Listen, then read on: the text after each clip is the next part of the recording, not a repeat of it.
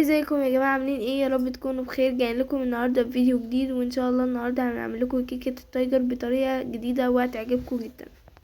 طبعا الانجريدينتس بتاعتنا 3 بيضات وبيكنج باودر وفانيليا وكوبايه لبن وكوبايه سكر ونص كوبايه كاكاو و3 كوبايات دقيق، كوبايه سمنه على زيت. ويا جماعه برضو هنكتب لكم الانجريدينتس تحت في الكومنتات، عشان احنا هنا بنقولها بسرعه عشان وقت الفيديو. فاول حاجه هنحط ال3 بيضات وهنحط عليهم الفانيليا وهنضربهم كويس كده بمضرب البيض، وهننزل عليهم دلوقتي بقى بكوباية السكر وهنضربهم تاني برضو كويس قوي عشان كل حاجة تدوب مع بعض. ويا ريت يا جماعة زي ما بنقولكوا في كل فيديو تستغلوا كل الاوقات الفاضية في الفيديو في الصلاة على النبي وذكر الله عشان تاخدوا حسنات وانتوا بتتفرجوا على الفيديو. وكل دلوقتي ينزل في الكومنتات يصلي على النبي عشان تاخدوا حسنات وانتوا بتتفرجوا على الفيديو. مع دلوقتي بقى هننزل عليها بكوباية زيت على زبدة، وهننزل بيهم على الخليط اللي احنا عملناه. السلام عليكم، ازيكم يا جماعه؟ عاملين ايه؟ يا رب تكونوا بخير. هي المفروض الزبده هنا تبقى بدرجه حراره الغرفه، بس هي كانت في التلاجة فكانت ماسكه شويه، فرجعنا حطيناهم في الخلاط. هنضربهم في الخلاط وهنرجع تاني نعمل بقيه المكونات. وزي ما خالته قالت لكم كده، لو الزبده مش راضيه تتضرب معاكم حطوها في الخلاط وبعد كده رجعوها تاني. واحنا بنضربها في الخلاط نزلنا بكوبايه اللبن، ودلوقتي بقى هننزل بالدقيق عليها وهنقلب برضو كويس قوي. 3 كوبايات دقيق.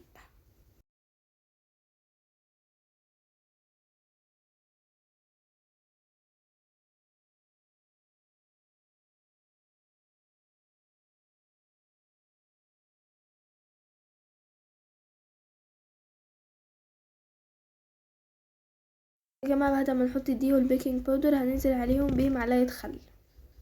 هنقول لكم بقى دلوقتي على التريك اللي هتودي الكيكه في حته تانية خالص، ان انتوا بعد ما تخلصوا كل الانجريدينتس تعملوا كل حاجه وتقلبوها مع بعض، هتنزلوا عليهم بكوبايه ميه مغليه. بجد يا جماعه تخلي الكيكه تنفش وتبقى طعمها حلو جدا، وهي هتوديها في حته تانية. ويا جماعه ده كده شكلهم بعد ما قلبناهم. هنقلبهم كويس جدا مع بعض، وبعد كده هنقسمهم لنصين. نص هنسيبه ابيض زي ما هو، ونص هنحط عليه الكاكاو عشان يطلع بشكل التايجر عندنا. الكاكاو لازم يكون كاكاو خام من غير سكر.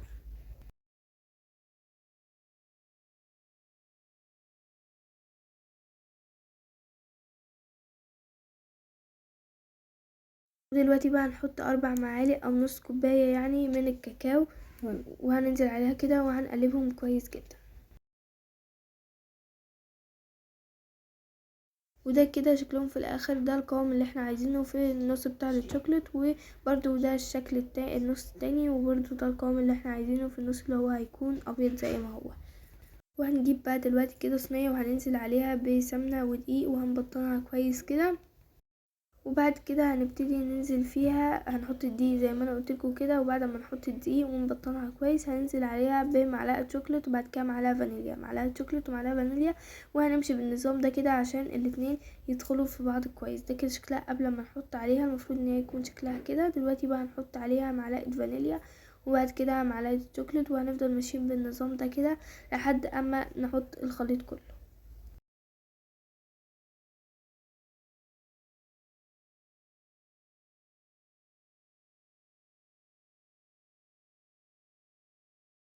ويا جماعة ده كده شكلها. احنا هنحطها بالنظام ده كده. ويا جماعة وانتوا بتتفرجوا على الفيديو كده قولولنا اي اكلة او اي ديزرت انتوا عايزيننا نعمله لكم، اكتبوها لنا في الكومنتس واحنا ان شاء الله هنعمله لكم في اقرب وقت.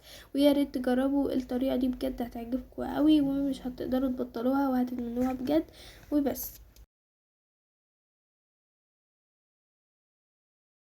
يا ريت يا جماعة لو عجبكم الفيديو تعملوا شير لكل اصحابكم واخواتكم وكل الناس اللي انتوا بتعرفوها، عشان تدعمونا وننزل لكم فيديوهات اكتر، وعشان تخلوا اصحابكم يتفرجوا علينا ويعملوا نفس الاكل اللي انتوا هتعملوه.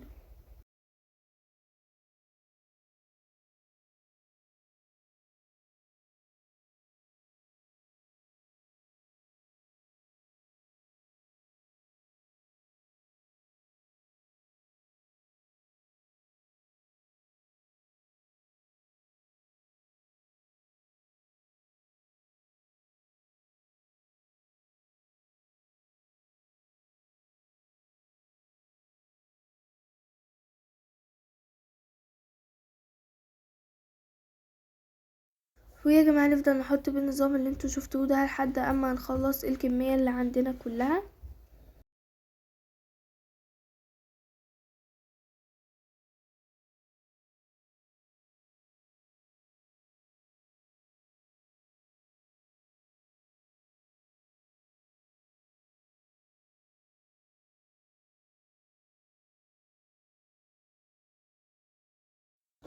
ويا جماعه ده كده شكلها. بعد ما خلصنا هنجيب بقى اي حاجه رفيعه كده وهنعملها بالشكل ده كده، شكل الورده، وهندخلها الفرن على درجه حراره 180 وهنشغلها من تحت بس.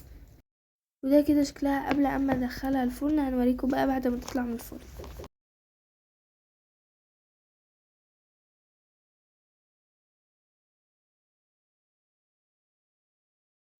وده كده شكلها بعد اما طلعت من الفرن يا جماعه. بجد شكلها كان تحفه وطعمها برضو كان تحفه جدا. وهنوريكم دلوقتي شكلها من جوه وهنوريكم فيها كل حاجه. ده كده بعد اما قلبناها. نعدلها تاني دلوقتي، بس احنا بس عشان كنا لسه مخرجينها من الصينيه، بس دلوقتي عدلناها اهو زي ما انتوا شايفين كده. يا جماعه ده بقى كده شكلها كده. هتقطعوها بقى بالشكل اللي انتوا عايزينه كده. ممكن ترينجل وممكن مكعبات وممكن اي شكل انتوا عايزينه. وبس كده.